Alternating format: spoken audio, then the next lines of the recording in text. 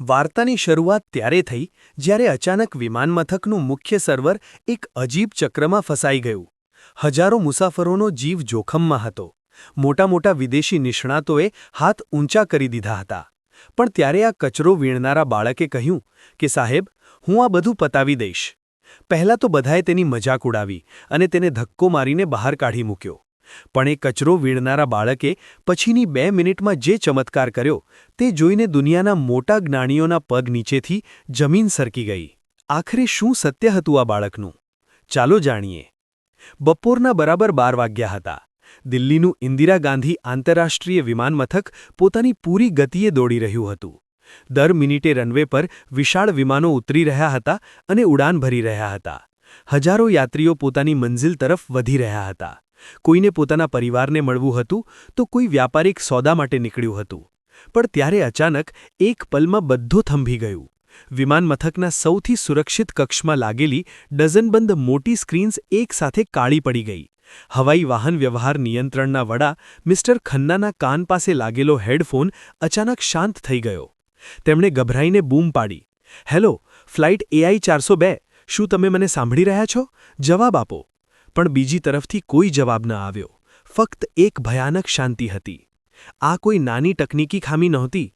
વિમાનમથકનું મુખ્ય સર્વર પૂરી રીતે ભાંગી પડ્યું હતું. આનો સીધો અર્થ હતો મહાવિનાશ. આકાશમાં તે સમયે 50થી વધુ વિમાન ઉડી રહ્યા હતા, જે હવે રડારમાંથી ગાયબ થઈ ગયા હતા. તેઓ હવામાં આંધળા થઈ ચૂક્યા હતા. વિમાનચાલકોને હવે એ ખબર નહોતી કે તેમની આગળ કયું વિમાન છે, તેમની ઊંચાઈ કેટલી છે અને નીચેનો રનવે ખાલી છે કે નહીં. મિસ્ટર ખન્નાનો ચહેરો પરસેવે રેબઝેબ થઈ ગયો. જો આગામી 20 મિનિટમાં સર્વર ચાલુ ન થયું હોત તો આકાશમાં ઉડતા આ લોખંડના પક્ષીઓ હવામાં જ એકબીજા સાથે ટકરાઈને આગનો ગોળો બની ગયા હોત. હજારો નિર્દોષ જિંદગીઓ મોતના દરવાજે ઊભી હતી અને કરોડોનું નુકસાન તો માત્ર એક શરૂઆત હતી. તરત જ દેશના સૌથી મોટા સોફ્ટવેર નિષ્ણાતોને બોલાવવામાં આવ્યા. ગણતરીની મિનિટોમાં શહેરના ટોચના એન્જિનિયરો ત્યાં પહોંચી ગયા. અમેરિકા અને જર્મનીના નિષ્ણાતો સાથે વિડિયો કોલ શરૂ થયો. અબજો રૂપિયાની બેકઅપ સિસ્ટમ અને સુપર કમ્પ્યુટર્સને કામે લગાડવામાં આવ્યા. પણ જેમ સમય વીતતો હતો, આશા ખતમ થઈ રહી હતી. એક વિદેશી નિષ્ણાતે મોનિટર પર પોતાનું માથું પકડ્યું અને બોલ્યો, "આ અશક્ય છે. આ કોઈ સામાન્ય વાયરસ નથી. આ એક એવું લૂપ છે જે સિસ્ટમને અંદરથી જ ખતમ કરી રહ્યું છે. આને ઠીક કરવામાં ઓછામાં ઓછા 24 કલાક લાગશે." ખન્ના રાડ પાડી ઉઠ્યા, "અમારી પાસે 24 કલાક નથી, માત્ર 15 મિનિટ છે. જો સર્વર ચાલુ ન થયું હોત તો કાલનો સૂરજ હજારો લોકો જોઈ શકશે નહીં. ગમે તે કરો પણ આને ચાલુ કરો." દુનિયાની સૌથી મોંઘી તકનીક અને સૌથી કાબેલ મગજ પૂરી રીતે હારી ચૂક્યા હતા. આખા વિમાનમથક પર અફરાતફરી મચી ગઈ હતી. મુસાફરો ચીસો પાડી રહ્યા હતા અને અધિકારીઓ પોતાનો જીવ બચાવવાના રસ્તા શોધી રહ્યા હતા. બીજી તરફ વિમાનમથકના VIP ગેટની બહાર, જ્યાં ચમકતી ગાડીઓ ઊભી હતી, ત્યાં કચરાના ઢગલા પાસે 10 વર્ષનો આર્યન પોતાની ફાટેલી ગુણીમાં ખાલી બોટલો ભરી રહ્યો હતો. ધૂળથી ભરેલો ચહેરો અને ખુલ્લા પગ. આર્યનને જોઈને કોઈ ન કહી શકે કે આ બાળકની નસોમાં એક મહાન સોફ્ટવેર બનાવનારનું લોહી વહે છે. આર્યન દરરોજ અહીં આવીને પ્લાસ્ટિકની બોટલો વીણતો હતો. આજે પણ તે સવારથી કચરો વીણી રહ્યો હતો. બપોરનો 1 વાગ્યો હતો એટલે આર્યને પોતાની ગુણી ખભે ઉઠાવી અને શહેરના છેડે આવેલી એક તૂટી-ફૂટી ઝૂંપડી તરફ ચાલવા માંડ્યું. ત્યાં તેની માતા સુમિત્રા તેની રાહ જોતી હતી. સુમિત્રા ક્યારેક આ શહેરના સૌથી આલિશાન બંગલાની માલિક હતી, પણ આજે તે બીજાના કપડાં ધોઈને ગુજરાન ચલાવતી હતી. આર્યનના પિતા, જે ક્યારેક આ વિશાળ વિમાનમથકના અસલી માલિક અને એક જીનિયસ આર્કિટેક્ટ હતા, તેમને તેમના સગા ભાઈએ જ ધોખાથી રસ્તામાંથી હટાવી દીધા. અકસ્માતના નામે તેમનું ખૂન કરવામાં આવ્યું અને રાતોરાત સુમિત્રા અને નાના આર્યનને રસ્તા પર ફેંકી દેવામાં આવ્યા. સુમિત્રાએ આર્યનને ભૂતકાળના જખમોથી બચાવવા માટે ક્યારેય નહોતું જણાવ્યું કે તેના પિતા કોણ હતા. પરંતુ આર્યન પાસે તેના પિતાની એક છેલ્લી નિશાની હતી, એક કાળી જૂની નોંધપોથી. દર રાત્રે ફાનસના ઝાંખા અજવાળામાં આર્યન તેની માતા પાસે બેસીને એ નોંધપોથી વાંચતો હતો. સુમિત્રાને લાગતું હતું કે આર્યન બસ ચિત્રો જોઈ રહ્યો છે, પણ આર્યન માટે એ નોંધપોથી એક ખજાનો હતો. તેના પિતાએ તેમાં કોડિંગના એવા રહસ્યો લખ્યા હતા જે દુનિયાની કોઈ ચોપડીમાં નહોતા. એ નોંધપોથીના એક પાના પર મોટા અક્ષરે લખ્યું હતું, "મશીનમાં રહેલો આત્મા." અને તેની નીચે બરાબર એ જ ભૂલના સંકેતો અને આકૃતિઓ બનેલી હતી જે આજે વિમાનમથકની સ્ક્રીન પર ચમકી રહી હતી. જ્યારે આર્યન ફરીથી કચરો વીણવા વિમાનમથક પહોંચ્યો ત્યારે નજારો બદલાયેલો હતો. ચારે બાજુ ચીસાચીસ હતી. પોલીસ અને એમ્બ્યુલન્સના અવાજો સંભળાઈ રહ્યા હતા. આર્યને ભીડમાંથી રસ્તો બનાવ્યો. તેને ખબર પડી કે વિમાન મથક આંધળું થઈ ગયું છે.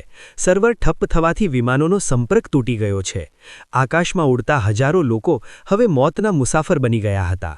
ત્યારે જ આર્યનની નજર વિમાન મથકના પ્રવેશદ્વાર પર લાગેલી 50 ફૂટની વિશાળ ડિજિટલ સ્ક્રીન પર પડી. એ સ્ક્રીન, જે હંમેશા ફ્લાઇટનો સમય બતાવતી હતી, આજે લોહી જેવી લાલ થઈ ગઈ હતી. તેના પર સફેદ રંગના કેટલાક કોડ વીજળીની જેમ ચમકી રહ્યા હતા. Critical error 0x005 logic gate shutdown. આર્યનના પગ ત્યાં જ થંભી ગયા. તેનું હૃદય જોરથી ધબકવા લાગ્યું. તેની આંખો સામે કોઈ ફિલ્મની જેમ તેના પિતાની પેલી જૂની નોંધપોથીનું પાનું નંબર 42 ફરવા લાગ્યું. આ તો એ જ છે. આર્યનના સૂકા હોઠોમાંથી ધીરેથી નીકળ્યું.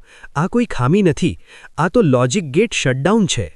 તેને યાદ આવ્યું કે તેના પિતાએ ડાયરીમાં એક લાલ કુંડાળું કરીને લખ્યું હતું, આર્યન, જો ક્યારેય સિસ્ટમ આ જાળમાં ફસાય તો સમજી લેજો કે કોઈએ આના મૂળિયા પર હુમલો કર્યો છે. આર્યનને અહેસાસ થયો કે આ એ પળ છે જેના માટે કદાચ તેના પિતાએ તેને તૈયાર કર્યો હતો. એ એક પળ પણ રોકાયો નહીં. એ પોતાની ગુણી ત્યાં જ છોડીને પોતાની ઝૂંપડી તરફ જીવ લગાવીને ભાગ્યો. તેના ઉઘાડા પગ ધગધગતા રસ્તા પર બળી રહ્યા હતા. પણ તેને દર્દનો અનુભવ નહોતો થતો. તેને બસ એ નોંધપોથી જોઈતી હતી. તે હાંફતો હાંફતો પોતાની ઝૂંપડીના પહોંચ્યો. ફ્લોર ખોદીને પલંગ નીચે છુપાવેલી એક કાળી નોંધપોથી બહાર કાઢી. ધ્રુજતા હાથે તેણે પાના પલટાવ્યા. પાનું નંબર 42. તેની આંખોમાં ચમક આવી ગઈ. ત્યાં તેના પિતાના હાથના લખાણ હતા. જો મુખ્ય સર્વર ક્યારે આ લૂપમાં ફસાઈ જાય તો દુનિયાનું કોઈ પણ એન્ટીવાયરસ આને ઠીક નહીં કરી શકે. આને બહારથી નહીં પણ કર્નેલ રૂટની અંદર ઘૂસીને એક મેન્યુઅલ કમાન્ડથી જ જીવંત કરી શકાય છે. યાદ રાખજો, રૂટ કમાન્ડ જ અંતિમ રસ્તો છે. નીચે કોડિંગની 10 લાંબી લાઈનો લખેલી હતી. આર્યને એ લાઈનોને એક મંત્રની જેમ પોતાના મગજમાં ઉતારી લીધી. તેણે ડાયરીને પોતાની કમીઝની અંદર છાતી સરસી ચાંપી લીધી અને ફરીથી વિમાન મથક તરફ દોડ્યો. તેના મગજમાં ફક્ત એક જ વાત ચાલતી હતી, બાબા, હું કોઈને મરવા નહીં દઉં. પરંતુ વિમાન મથકના વીઆઈપી પ્રવેશદ્વાર પર પહોંચતા જ એક ભારે હાથે તેને પાછળ ધકેલી દીધો. એ ભિખારી, ક્યાં ઘૂસ્યો જાય છે? ભાગ અહીંથી! એક રક્ષકે રાડ પાડીને તેને જોરથી ધક્કો માર્યો. આર્યન જમીન પર પટકાયો. તેની કોણી છોલાઈ ગઈ, પણ તે ફરી ઊભો થયો અને બોલ્યો, સાહેબ, મારી વાત સાંભળો. તેની અવાજમાં એક અજીબ વજન હતું. અંદરનું ગણકયંત્ર બગડ્યું નથી. તેને તાળું મારી દેવામાં આવ્યું છે. મને ખબર છે તેને કેવી રીતે ખોલવું. જો હું અંદર નહીં જાઉં તો આકાશમાં વિમાનો ટકરાઈ જશે. હજારો નિર્દોષ લોકો મરી જશે, સાહેબ. રક્ષક ખડખડાટ હસવા લાગ્યો અને તેના સાથીને કહ્યું, જોયું, હવે આ કચરો વીણનારા આપણને સમજાવશે કે વિમાન કેવી રીતે બચાવવા. ચલ, ભાગ અહીંથી, નહીંતર એવો દંડો મારીશ કે કચરો ઉઠાવવાનું ભૂલી જઈશ. આર્યન ફરી ઊભો થયો. તેની આંખોમાં આંસુ હતા, પણ ડર નહીં, એક જીદ હતી. સાહેબ, મને ફક્ત 2 મિનિટ આપો. જો હું ઠીક ન કરી શકું તો જે સજા આપવી હોય તે આપજો, પણ અત્યારે લોકો મરી રહ્યા છે. કૃપા કરીને મને જવા દો. ત્યારે જ અંદરથી સમાચાર આવ્યા કે બધી જ સહાયક પ્રણાલીઓ નિષ્ફળ ગઈ છે અને હવે માત્ર 10 મિનિટ બાકી છે. વિમાન મથકની અંદર મોતનો સન્નાટો પ્રસરી રહ્યો હતો. અંદર નિયંત્રણ કક્ષમાં મિસ્ટર ખન્ના પોતાની ખુરશીમાં ફસડાઈ પડ્યા હતા. સ્ક્રીન પર 08 મિનિટનો સમય બતાવી રહ્યો હતો. વિદેશી નિષ્ણાતોએ હાર માની લીધી હતી અને વિમાન મથકના વર્તમાન માલિક એટલે કે આર્યનના કાકા વિક્રમસિંહ પરસેવે રેબઝેબ થઈને ફોન પર બૂમો પાડી રહ્યા હતા. વિક્રમસિંહને એ વાતનો ડર નહોતો કે લોકો મરશે. તેને ડર એ હતો કે જો વિમાન મથક બંધ થયું તો તેની અબજોની સંપત્તિ અને નામ મિટ્ટીમાં મળી જશે. બહાર રક્ષકે આર્યનને ફરી ધક્કો માર્યો. આર્યન દૂર જઈને પડ્યો, પણ તેનો ઈરાદો મક્કમ હતો. તેણે જોયું કે વીઆઈપી ગેટ પર સુરક્ષા એટલી કડક છે કે ત્યાંથી અંદર જવું અશક્ય છે. ત્યારે તેણે જોયું કે વિમાન મથકની બાજુમાં એક સાંકડો રસ્તો છે, જ્યાંથી સફાઈ કામદારો કચરાના મોટા ડબ્બા અંદર લઈ જતા હતા. તેણે ડાયરીને પોતાની કમરમાં મજબૂતીથી બાંધી અને પેટે ઘસડાતો એ અંધારા રસ્તા તરફ વધ્યો. અંદરનો નજારો ભયાનક હતો. આખા હોલમાં સન્નાટો હતો, પણ એ સન્નાટો ડરથી ભયેલો હતો. મિસ્ટર ખન્ના વારંવાર માઇકમાં બૂમો પાડી રહ્યા હતા, ફ્લાઇટ 702, તમારી ઊંચાઈ વધારો, અમને કંઈ દેખાતું નથી. ત્યારે જ સર્વર રૂમનો પાછળનો નાનો દરવાજો ખુલ્યો અને ધૂળથી ખરડાયેલો પરસેવે રેબઝેબ આર્યન અંદર દાખલ થયો. તેને જોતાં જ ત્યાં ઊભેલા એક નિષ્ણાતે બૂમ પાડી, રક્ષકો, આ છોકરો અહીં કેવી રીતે આવ્યો? આને તરત બહાર કાઢો. આ સંવેદનશીલ વિસ્તાર છે. 2 રક્ષકો આર્યન તરફ દોડ્યા, પણ આર્યન વીજળીની ગતિએ ભાગીને મુખ્ય મશીનની નીચે ઘૂસી ગયો. તેણે ત્યાંથી બૂમ પાડીને કહ્યું, મિસ્ટર ખન્ના, તમારી સ્ક્રીન પર જે કોડ 0x045 છે તેને કોઈ પણ વિદેશી એન્જિનિયર નહીં ખોલી શકે. એ મારા પિતા અવિનાશ સિંહનું ડેડમેન સ્વિચ છે. જો તમે મને 1 મિનિટ નહીં આપો તો આ સિસ્ટમ હંમેશા માટે લોક થઈ જશે.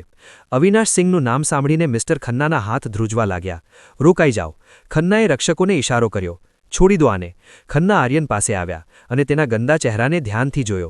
તેમને એ બાળકની આંખોમાં એ જ જૂની ચમક દેખાઈ જે વર્ષો પહેલાં આ વિમાન મથકના અસલી માલિકની આંખોમાં હતી. ખન્નાએ પૂછ્યું, તને કેવી રીતે ખબર કે આ સુરક્ષિત કોડ છે? આર્યને પોતાની છાતીએ વળગાડેલી પેલી જૂની ડાયરી બતાવી. કારણ કે આ મારા પિતાની નોંધપોથી છે. તેમણે લખ્યું હતું કે જો ક્યારે કોઈ ખોટા માણસને આ સિસ્ટમ પર કબજો કરવાની કોશિશ કરશે તો સર્વર પોતાની જાતને એવી રીતે તાળું મારી દેશે કે તેને કોઈ સુપર કમ્પ્યુટર પણ નહીં ખોલી શકે. વિક્રમસિંહ ગભરાઈ ગયો. તેણે બૂમ પાડી, આ બધું જૂઠું છે. આ છોકરો પાગલ છે. આને બહાર ફેંકો. પણ મિસ્ટર ખન્નાએ તેનું એક ન સાંભળ્યો. તેમણે આર્યનનો હાથ પકડ્યો અને તેને સીધો સર્વર રૂમની અંદર લઈ ગયા, જ્યાં જવાની પરવાનગી દેશના રાષ્ટ્રપતિને પણ તપાસ વગર નહોતી. આખા રૂમમાં સન્નાટો છવાઈ ગયો. એક તરફ કરોડોની મશીનો, દુનિયાના ટોચના નિષ્ણાતો, અને બીજી તરફ એક કચરો વેણનારો બાળક, જેના હાથમાં એક ફાટેલી જૂની ડાયરી હતી. આર્યન કમ્પ્યુટર સામે બેઠો. તેની નાની આંગળીઓ કીબોર્ડ પાસે ગઈ. તેણે આંખો બંધ કરી અને પોતાની માતા સાથે વાંચેલા ડાયરીના એક એક શબ્દને યાદ કરવા માંડ્યો. સમય બચ્યો હતો માત્ર 4 મિનિટ. એન્જિનિયરો હસી રહ્યા હતા. આ છોકરો શું કરશે? આણે ક્યારે માઉસ પણ નથી પકડ્યું. પણ જેવી આર્યનની આંગળીઓએ કીબોર્ડને સ્પર્શ કર્યો, રૂમનું તાપમાન જાણે બદલાઈ ગયું. આર્યને કમાન્ડ પ્રોમ્પ્ટ ખોલ્યો અને એવા કોડ ટાઈપ કરવા માંડ્યા જે કોઈ પણ પ્રોગ્રામિંગ બુકમાં નહોતા. સ્ક્રીનની ગતિ એટલી વધી ગઈ કે લોકોને માત્ર સફેદ લકીરો દેખાવા લાગી. વિક્રમસિંહ પાછળ ઊભો ધ્રુજી રહ્યો હતો. તેણે અહેસાસ થવા લાગ્યો હતો કે આ કોઈ સામાન્ય બાળક નથી, પણ તેના ભાઈનો એ અંશ છે જેને તેણે મરેલો માની લીધો હતો. સ્ક્રીન પર લાલ રંગનો ટાઈમર હવે 3 મિનિટ અને 45 સેકન્ડ બતાવી રહ્યો હતો. સર્વર રૂમની અંદરનો તણાવ એટલો ઊંડો હતો કે લોકોને પોતાના ધબકારા સાફ સંભળાતા હતા. આર્યનના નાનકડા હાથ કીબોર્ડ પર કોઈ જાદુગરની જેમ ચાલી રહ્યા હતા. તેના મગજમાં એ સમય કોઈ ડર નહોતો. ફક્ત પિતાની ડાયરીના એ શબ્દો ગૂંજી રહ્યા હતા. અચાનક સ્ક્રીન પર એક વિન્ડો ખુલી જેમાં લખ્યું હતું, એન્ટર માસ્ટર કી. ત્યાં ઊભેલા મુખ્ય એન્જિનિયરે માથું પકડ્યું. ખતમ, બધું ખતમ. આ માસ્ટર કી તો માત્ર વિમાન મથકના સ્થાપક પાસે હતી, જે હવે આ દુનિયામાં નથી. આને તોડવામાં વર્ષો નીકળી જશે. આર્યન અટક્યો નહીં. તેણે ડાયરીના છેલ્લા પાના પર બનેલો એક ઝાંખો હેક્સાડેસિમલ કોડ યાદ કર્યો. આ કોઈ પાસવર્ડ નહોતો, પણ તેની માતાનો જન્મદિવસ અને તેના પિતાના પહેલા પેટેન્ટ નંબરનું એક અનોખું મિશ્રણ હતું. આર્યને જેવું છેલ્લું બટન દબાવ્યું, આખા રૂમમાં એક અવાજ ગુંજ્યો, એક્સેસ ગ્રાન્ટેડ. વિક્રમસિંહના ચહેરાનો રંગ ઉડી ગયો. તેણે ખિસ્સામાં રહેલો ફોન મજબૂતીથી પકડી લીધો. તેને ડર હતો કે જો સર્વર પૂરી રીતે રીસેટ થયું તો સિસ્ટમનું ઓન ટુ લોક પણ ખુલી જશે, જેમાં છેલ્લા 10 વર્ષનો બધો જ કાચો ચિઠ્ઠો નોંધાયેલો હતો. તે પણ જે તેણે મિટાવવાની કોશિશ કરી હતી. હટો અહીંથી. વિક્રમે આર્યનને ધક્કો મારવાનો પ્રયત્ન કર્યો. આ છોકરો સિસ્ટમ હેક કરી રહ્યો છે. આ આપણા ડેટા ચોરી રહ્યો છે. પણ મિસ્ટર ખન્નાએ વિક્રમનો હાથ પકડી લીધો. બેસી જાઓ વિક્રમજી. આ બાળક એ કરી રહ્યો છે જે તમારા આ કરોડોના એન્જિનિયરો ન કરી શક્યા. જો તમે આને રોકશો તો હું અત્યારે જ પોલીસને ફોન કરીશ. આર્યને એક ઊંડો શ્વાસ લીધો. તેના માથા પર પરસેવાની બૂંદો ચમકી રહી હતી. તેણે અંતિમ કમાન્ડ ટાઈપ કર્યો, રિબૂટ સિસ્ટમ, ફોર્સ બાયપાસ વાયરસ. આગામી 30 સેકન્ડ સુધી આખી સ્ક્રીન કાળી પડી રહી. બહાર રનવે પર ઊભેલા પાયલોટોએ જોયું કે એટીસી ટાવરની લાઇટો એકવાર બુઝાઈ અને પછી એક ઝાટકા સાથે આખી સ્ક્રીન લીલી થઈ ગઈ. કંટ્રોલ રૂમમાં લાગેલા રેડિયો પરથી અવાજ આવ્યો, ATC, this is flight AI 402. અમને સિગ્નલ મળી ગયું છે. અમે લેન્ડિંગ માટે તૈયાર છીએ. એક પછી એક બધા વિમાનો સાથે સંપર્ક થવા લાગ્યો. હજારો જિંદગીઓ બચી ગઈ હતી. એન્જિનિયરોની આંખોમાં આંસુ હતા અને તેઓ એ 10 વર્ષના ભિખારી જેવા દેખાતા બાળકને જોઈ રહ્યા હતા, જે હવે તેમના માટે કોઈ દેવદૂતથી કમ નહોતો. સર્વર રૂમની અંદર સન્નાટો એટલો ઊંડો હતો કે ત્યાં ચાલી રહેલા કૂલિંગ ફેન્સનો અવાજ પણ શોર જેવો લાગતો હતો. આર્યનની આંગળીઓ કીબોર્ડ પર થંભી હતી, પરંતુ સ્ક્રીન પર કોડિંગની પંક્તિઓ કોઈ ઝરણાની જેમ વહી રહી હતી. જેવું સિસ્ટમનું લાસ્ટ લેયર અનલોક થયું, સ્ક્રીન પર એક ફોલ્ડર ખુલ્યું, જેનું નામ હતું in case of emergency, project Phoenix. ત્યાં હાજર એન્જિનિયરો અને વિક્રમસિંહના શ્વાસ અટકી ગયા. આ કોઈ સામાન્ય વિડિયો નહોતો. મુખ્ય સ્ક્રીન પર એક જૂનો વિડિયો ફોલ્ડર આપમેળે ચાલવા લાગ્યો. તે એક ડેથ નોટ વિડિયો હતો, જે આર્યનના પિતાએ મરતા પહેલા બરાબર 1 કલાક પહેલા રેકોર્ડ કર્યો હતો અને સર્વરના સૌથી સુરક્ષિત ખૂણે છુપાવી દીધો હતો. વિડિયોમાં આર્યનના પિતાનો ચહેરો સામે આવ્યો. તેમણે કહ્યું, જો આજે કોઈ આ વિડિયો જોઈ રહ્યું છે તો એનો અર્થ એ છે કે સિસ્ટમ લોક થઈ ગઈ હતી અને આને મારા દીકરાએ અથવા કોઈ બહુ નજીકના વ્યક્તિએ જ ખોલ્યું છે. હું આ રેકોર્ડિંગ આજે 14 માર્ચના રોજ કરી રહ્યો છું. મને ખબર પડી છે કે મારા નાના ભાઈ વિક્રમે એરપોર્ટના સર્વરમાં એક સ્લીપર સેલ વાયરસ નાખી દીધો છે, જે મારા ગયા પછી ગમે ત્યારે સક્રિય થઈ શકે છે.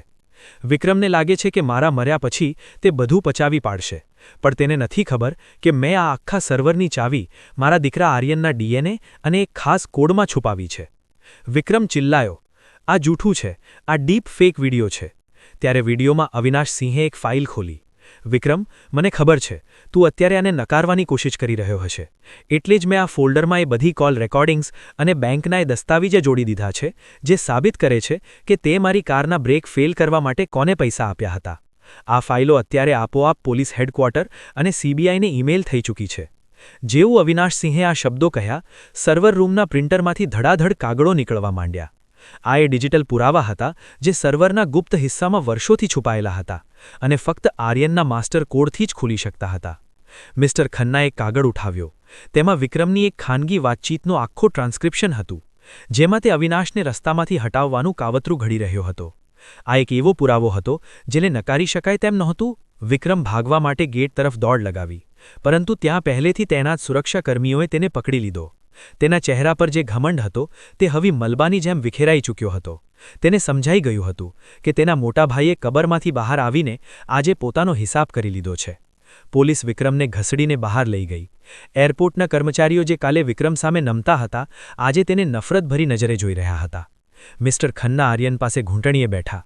તેમની આંખોમાં પશ્ચાતાપ હતો. બેટા, અમને બધાને માફ કરી દેજે. અમે સત્ય જોઈ ન શક્યા. આજે જો તું ન હોત તો તારા પિતાનું આ સપનું અને હજારો લોકોના જીવ બંને ખતમ થઈ ગયા હોત. આર્યને પોતાની ફાટેલી નોંધ પોથીને છાતીએ લગાવી. તેને હવે સમજાયું કે તેના પિતાએ ડાયરીમાં જે કોડ પેરર અને લૂપ્સની વાતો લખી હતી તે ખરેખર તેને ભવિષ્ય માટે તૈયાર કરી રહ્યા હતા. આગામી થોડા કલાકોમાં આખી દુનિયામાં આ સમાચાર આગની જેમ ફેલાઈ ગયા. શહેરની સૌથી આલિશાન હોટલના બદલે આર્યન મિસ્ટર ખન્ના સાથે પોતાની એ ઝૂંપડીમાં પહોંચ્યો, જ્યાં તેની માતા સુમિત્રા ફાટેલા કપડાં ધોઈ રહી હતી. જ્યારે સુમિત્રાએ જોયું કે તેનો દીકરો એક મોંઘી ગાડીમાંથી ઉતર્યો છે અને તેની પાછળ પોલીસ અને મોટા મોટા અફસરો હાથ જોડીને ઊભા છે, તો તેને કંઈ સમજાયું નહીં. મિસ્ટર ખન્નાએ સુમિત્રાના પગ પકડ્યા અને કહ્યું, ભાભીજી, ન્યાય થઈ ગયો છે. ભાઈના હત્યારાઓ જેલમાં જઈ ચૂક્યા છે અને હવેથી આ વિમાન મથક અને આખા સામ્રાજ્યના અસલી માલિક તમે અને આર્યન છો. સુમિત્રાની આંખોમાંથી આંસુઓનો સહેલાબ વહી નીકળ્યો. તેણે આર્યનને ગળે લગાવી લીધો. આર્યને ધીરેથી કહ્યું, માં, બાબાએ ડાયરીમાં લખ્યું હતું કે સત્ય ક્યારેય હારતું નથી, બસ તેને સાચા સમયની રાહ હોય છે. થોડા જ મહિનામાં કાયાપલટ થઈ ગયો. વિમાન મથકના બોર્ડરૂમમાં હવે વિક્રમની જગ્યાએ આર્યન અને સુમિત્રા બેસતા હતા, પરંતુ આર્યને પોતાની જડોને ન ભૂલાવી. તેણે સૌથી પહેલાં એક કચરો વીણતા બાળકો માટે એક વર્લ્ડ ક્લાસ સ્કૂલ અને કોડિંગ સેન્ટર બનાવ્યું, જ્યાં તે પોતે કચરો વીણતો હતો. તેણે વિમાન મથકના મુખ્ય દ્વાર પર તેના પિતાની એક વિશાળ પ્રતિમા લગાવી, જેના હાથમાં એક કાળી ડાયરી હતી. તે પ્રતિમાની નીચે લખ્યું હતું, જ્ઞાન જ સૌથી મોટી શક્તિ છે અને સત્ય સૌથી મોટું સુરક્ષા કવચ છે. આર્યન સિંહ, જે કાલ સુધી રસ્તા પર બોટલો વીણતો હતો, આજે દેશનો સૌથી મોટો ટેકનોલોજી આઇકોન બની ગયો હતો. તેણે સાબિત કરી દીધું કે હાલાત તમને નીચે પાડી શકે છે, પણ જો તમારી પાસે શિક્ષણની ચાવી છે તો તમે તમારી કિસ્મતનો દરવાજો જાતે જ ખોલી શકો છો.